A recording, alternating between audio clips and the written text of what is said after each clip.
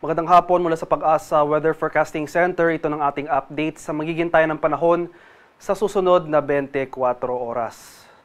Kanina alas 3 ng hapon, huling namataan itong low pressure area na ating minomonitor sa loob ng ating Philippine Area of Responsibility sa layong 225 kilometers east-southeast ng Tagum City sa Davao del Norte. Sa kasalukuyan, katamtaman na yung chance or moderate chance yung low pressure area na mag-iisang ganap na bagyo sa mga susunod na araw. So for the next 24 hours, mababa yung chance na maging bagyo ito pero tumataas yung posibilidad. Kaya patuloy tayong mag-monitor ng mga susunod na updates para sa natukoy na sama ng panahon.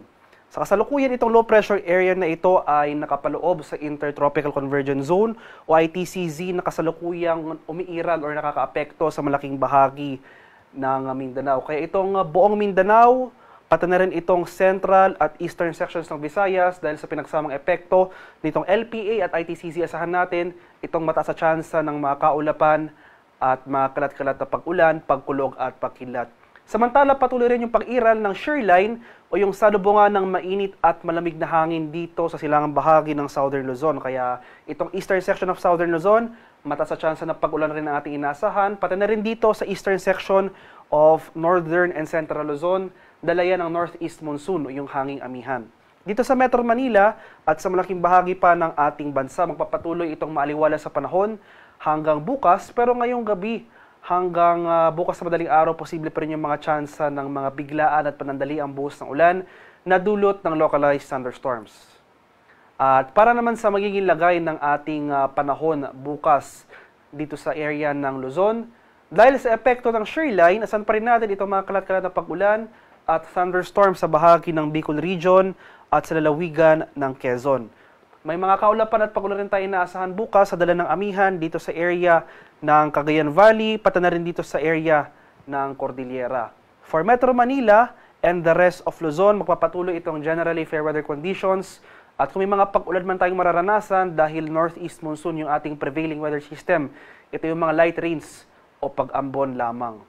Maximum temperature forecast para sa Lawag bukas, posibleng umabot ng 31 degrees Celsius. 29 degrees naman sa area ng Tuguegarao at 24 degrees Celsius sa bahagi ng Baguio City. Maximum temperature forecast for Metro Manila tomorrow, posibleng umabot ng 31 degrees Celsius. 30 degrees naman sa bahagi ng Legazpi at 29 degrees sa area ng Tagaytay. Sa bahagi naman ng Palawan, Visayas at sa Mindanao, dahil sa patuloy na pag-iral nitong low pressure area na nakapaloob sa ITCZ. Dahil sa low pressure area, asan natin mataas sa tsansa ng mga kaulapan at mga kalat-kalat na pag-ulan, pakulog at pagkidlat sa mga rehiyon ng Caraga, pati na rin dito sa Davao Region. At dahil lang sa patuloy na pag-iral ng ITCZ, dito sa area ng Mindanao, mataas sa tsansa ng pag-ulan na ating inaasahan sa mga rehiyon ng Northern Mindanao, pati na rin dito sa area ng Zamboanga Peninsula, sa bahagi ng Socsargen, pati na rin sa Barm. At mataas sa tsansa rin ng mga pag-ulan na ating inaasahan na dala ng ITCZ sa bahagi ng Negros Island Region, pati na rin dito sa Central Visayas at Eastern Visayas. Kaya sa mga nabanggit na lugar, particular na sa Central and Eastern sections ng Visayas at sa Mindanao, maghanda tayo sa mga posibleng banta ng pagbaha at pagguho ng lupa, lalong-lalo na kung tuloy-tuloy ang pag-ulan na ating mararanasan. Sa nalalabing bahagi ng Visayas ay magpapatuloy itong maaliwala sa panahon, maliban na lamang sa mga tsansa ng isolated rain showers or localized thunderstorms.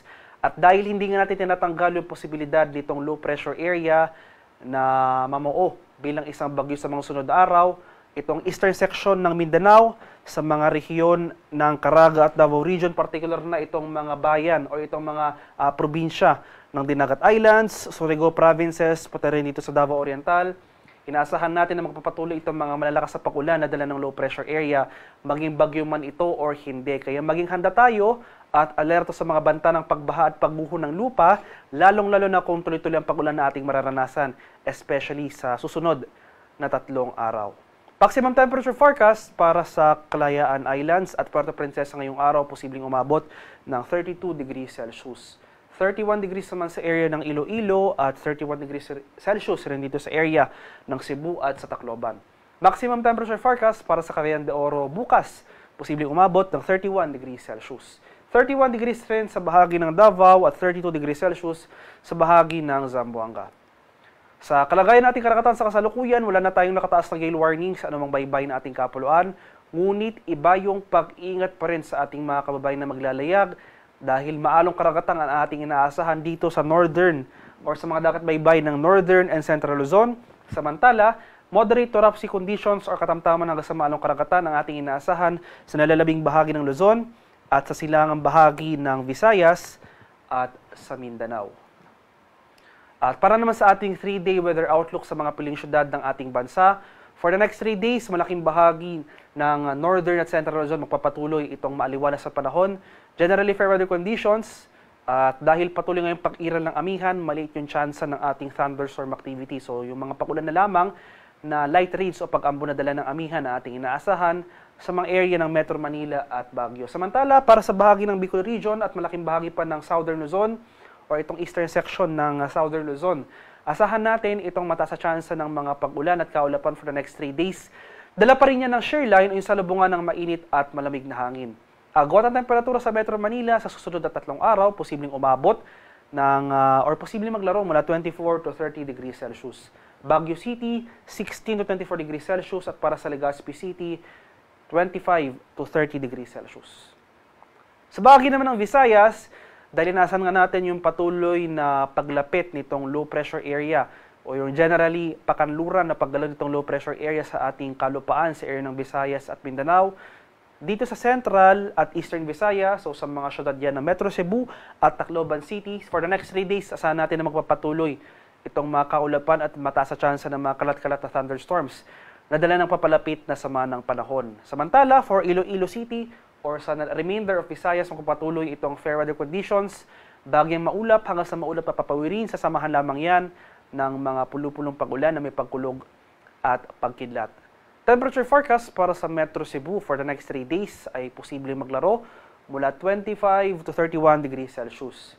25 to 31 degrees rin dito sa area ng Iloilo City, 25 to 31 degrees Celsius sa bahagi ng Tacloban City. Dito naman sa mga lugar sa Mindanao, particular na dito sa Metro Davao, so dito sa area ng Caraga, Davao Region, pati na rin itong Northern Mindanao. Ngayong bukas or starting on Wednesday, magpapatuloy pa rin itong mga pag-ulan na dala ng papalapit na sama ng panahon. Meanwhile, for Zamboanga City or itong western section ng Mindanao, asahan na natin na starting tomorrow, magsisimula na yung mga kaulapan na associated sa paparating na sama ng panahon. Magpapatuloy yan sa malaking bahagi ng Mindanao hanggang sa dulo ng linggo. So Wednesday to Friday, asahan natin itong makulimlim na panahon sa most of Mindanao. At maghanda tayo sa mga banta ng flash floods at landslides, lalong-lalo na kung tuloy-tuloy ang ating pag-ulan na mararanasan, especially nga dito sa eastern section of Mindanao, sa mga rehiyon yan ng Caraga at Davao Region. Temperature forecast para sa Metro Davao for the next 3 days ay posible maglaro mula 25 to 31 degrees Celsius. 23 to 30 degrees sa area ng Cagayan de Oro City at 25 to 32 degrees Celsius sa bahagi ng Zamboanga City. At ang haring araw dito sa Kamaynilaan ay lulubog mamayang 5:30 ng hapon at sisikat naman bukas sa ganap na 6:14 ng umaga.